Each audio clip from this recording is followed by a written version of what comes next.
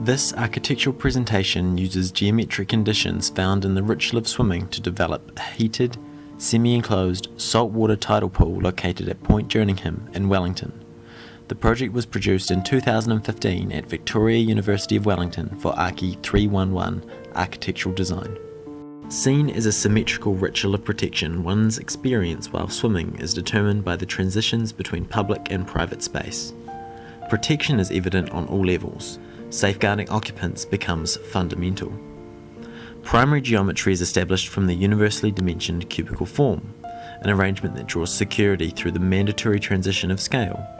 These 2:1 proportions are translated throughout the architecture at different scales to develop a geometric rigour and intensity. In a ritual of protection, order is critical as a form of defence against the unregulated, seemingly uncontrollable ocean. Spatial scale plays an essential part in the experience of this architecture. It determines the intimacy and therefore the level of security we feel.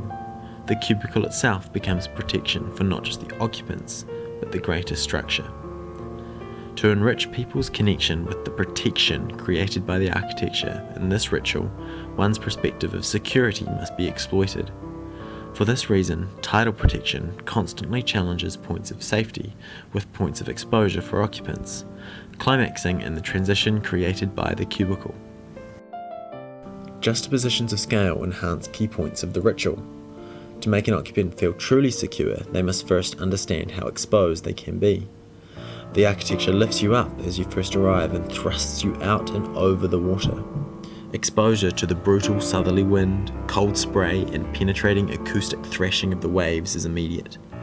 As you descend to the lower deck, this exposure is further enhanced by a thin, perforated metal surface, floating only centimetres above the water's surface.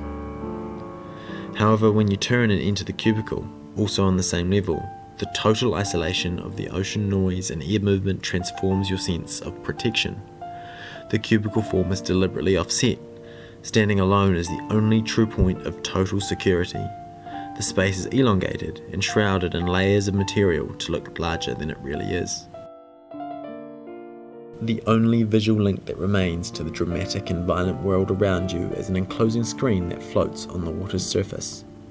This gently moves up and down with each wave and the changing tide. The screen's edges cast stunningly crisp shadows through the transparent ceiling and into the cubicle's interior. A sand floor with a single raised metal square in the centre of the space is the final transition of scale. You exit through the opposite side of entry, and again your connection with the water and underlying sense of protection is shifted. Your belongings remain in the point of safety, and depending on the chosen cubicle, your entry to the water will be different every time. From stillness and warmth to the movement and cool, the water extends all around you. The geometry of the pool itself extends to reach natural conclusions where breakwalls and containments clash with the violent water. Again, the 2:1 geometric proportion is evident. The extrapolation of ritual defines an overall layout, as architecture built from the human scale emerges.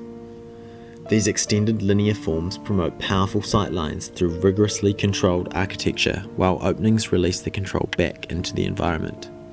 Cubicles wrap tightly around a suspended gangway, connected at 2 points to the tip of Point Jerningham. Continuing with the concept of juxtaposition, a secondary area of water is semi-contained, one that is not enclosed, one that contradicts everything about the other.